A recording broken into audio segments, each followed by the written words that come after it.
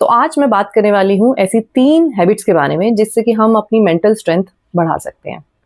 अब जहाँ पे मेंटल स्ट्रेंथ की बात आती है ना, तो वहाँ पे 2-3 चीज़ें आती हैं, जैसे कि रेज़िलियंस, मतलब कि अगर हमारी लाइफ़ में कोई भी प्रॉब्लम आती है, तो उस प्रॉब्लम से हम कितनी जल्दी उभर जाते हैं। दूसरी चीज़ इमोशनल कंट्रोल, और तीसरी चीज़ जो है वो है सेल्फ डिसिप्लिन। तो अगर ये तीनों चीज़ें बैलेंस्ड होती हैं, तो फिर हम बोल सकते हैं कि हाँ, हम मेंटली स्ट्रॉन्ग हैं। तो ऐसा तो हो नहीं सकता कि लाइफ़ में कभी प्रॉब्लम ना आए। प्रॉब्लम तो आएँगी ही आएँगी, इनेविटेबल है ये। तो मेंटल स्ट्रेंथ का मतलब है कि जब भी ज़िंदगी में प्रॉब्लम्स आ रही हैं, तो आप उन प्रॉब्लम्स को कैसे डील कर रहे हो? कितनी आसानी से आप उन प्रॉब्लम्स को डील कर रहे हो, या कितना ज़्यादा स्ट्रेस्ड आउट हो जाते हो प्रॉब्लम को डील करते-करते, या कितना टूट जाते हो उन प्रॉब्लम्स को डील करते-करते। अब जहाँ पे भी ना हमारी मेंटल स्ट्रेंथ कम होती है, तो हम बहुत जल्दी स्ट्रेस्ड आउट हो जाते हैं, और जब स्ट्रेस का लेवल ज़्यादा हो जाता है ना, तो हमारा जो फ़ोकस है, वो कम हो जाता है, और जब हमारा फ़ोकस कम हो जाता है, तो हमारी डिसीज़न मेकिंग पुअर हो जाती है। अच्छा, ऐसा नहीं है कि हर कोई इंसान मेंटली स्ट्रॉन्ग या फिर मेंटली वीक जन्म से होता है। तो बेसिकली हमारे जो माइंड के अलग-अलग पार्ट्स हैं, वो आपस में कैसे काम कर रहे हैं, उससे पता चलता है कि हम मेंटली वीक हैं या मेंटली स्ट्रॉन्ग हैं। मतलब कि अगर दिमाग का एक हिस्सा हमारे रिएक्शन के लिए रिस्पॉन्सिबल है, तो कोई और हिस्सा हमारे इमोशंस के लिए रिस्पॉन्सिबल होता है। कोई और पार्ट हमारे डिसीजन मेकिंग के लिए रिस्पॉन्सिबल होता है। और ऐसे ही जब ये सारे पार्ट मिल के इकट्ठा होके ना अच्छे से काम करते हैं, हार्मनी में काम करते हैं, तो फिर हम कह सकते हैं कि हम एक मेंटली स्ट्रॉन्ग पर्सन होते हैं। लेकिन कहीं पे भी जहाँ इम्बैलेंस होता है इन सारी चीज़ों के बीच में, हार्मनी नहीं है, तो फिर हम मेंटली वीक बन जाते हैं। लेकिन अगर हम मेंटली वीक हैं भी, मतलब कि अगर हम बहुत जल्दी इरिटेट हो रहे हैं, अगर हम बहुत जल्दी स्ट्रेस्ड आउट हो रहे हैं, अगर हम एक ही प्रॉब्लम में बहुत टाइम बिता देते हैं, हम एक ही सिचुएशन में, लाइफ की कोई सिचुएशन आ गई और उस सिचुएशन में हम सालों साल फंसे हुए हैं, तो अगर ऐसा हो भी रहा है ना हमारे साथ, मतलब अगर हम मेंटली वीक हैं भी, तो भी हम इस चीज़ से बाहर आ सकते हैं।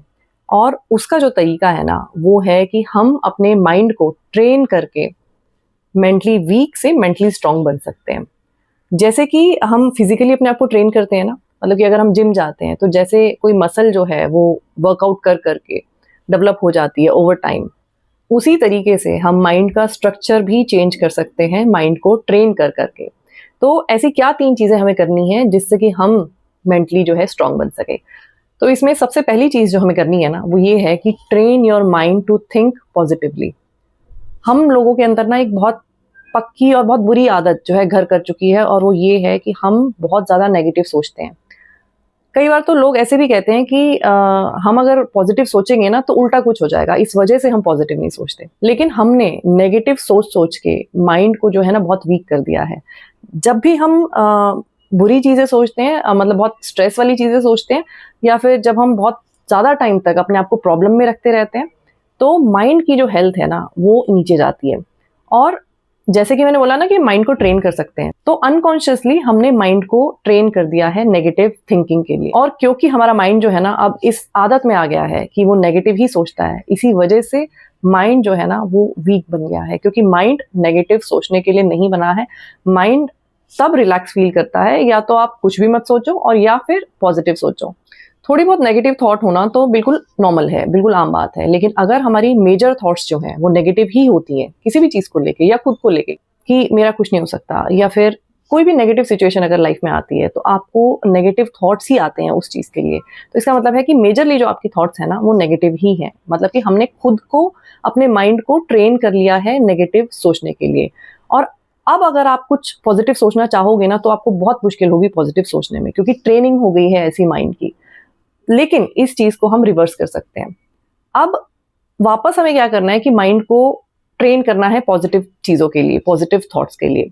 और उसका जो सबसे अच्छा तरीका होता है वो ये होता है कि आपको कॉन्शियस होना पड़ेगा।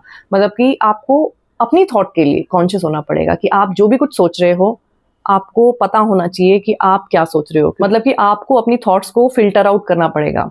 मतलब कि जब भी आपको लग रहा है ना कि आपके दिमाग में नेगेटिव थॉट्स चल रहे हैं, तो तभी आपको उनको डाइवर्ट करना पड़ेगा पॉजिटिविटी के लिए। अगर नहीं कर सकते हो तो अपने माइंड को डाइवर्ट कर लो किसी और काम के लिए।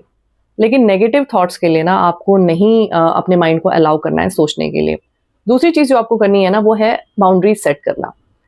बाउंड्री सेट करना लोगों के साथ भी और खुद के साथ भी। फॉर एग्जाम्पल, अगर आप कहीं पे काम करते हो और आपके बॉस ने आपको ज़्यादा काम दे दिया है, तो उस टाइम पे आपको मतलब आप इस तरीके से बोल सकते हो कि ठीक है, मैं ये काम कर सकता हूँ या कर सकती हूँ, लेकिन मुझे इसके लिए एक्स्ट्रा टाइम लगेगा, अभी नहीं हो पाएगा ये मेरे से। इस तरीके से आप मना भी नहीं कर रहे हो किसी चीज़ के लिए और मतलब अपनी जो बाउंड्री है, अपनी जो सैनिटी है उसको प्रिज़र्व भी कर रहे हो और एट द सेम टाइम अपने आप को स्ट्रेस भी नहीं दे रहे हो। जहाँ तक खुद के साथ बाउंड्री सेट करने की बात है ना, तो ऐसे कोई भी ऐसे टास्क जब हम खुद के साथ कुछ डिफाइन कर लेते हैं, फॉर एग्जांपल कि मुझे रात के 9 बजे के बाद फ़ोन नहीं देखना या फिर मैं महीने में 1 बार से ज़्यादा जंक फूड नहीं खाऊँगी।